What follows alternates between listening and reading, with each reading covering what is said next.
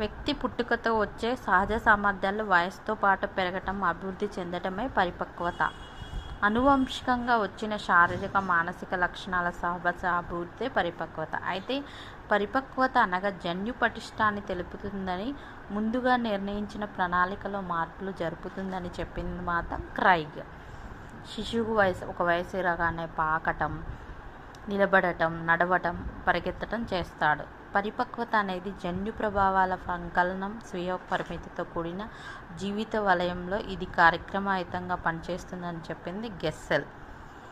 శిశువు పరిణతి ఫలితంగా ఇప్పటివరకు చేయలేని పనిని ఇప్పుడు చేయగలుగుతాడు. పుట్టినప్పుడు తల నిలపలేని శిశువు 4 నెలల తర్వాత ఎలాంటి శిక్షణ లేకుండా తల నిలపటం.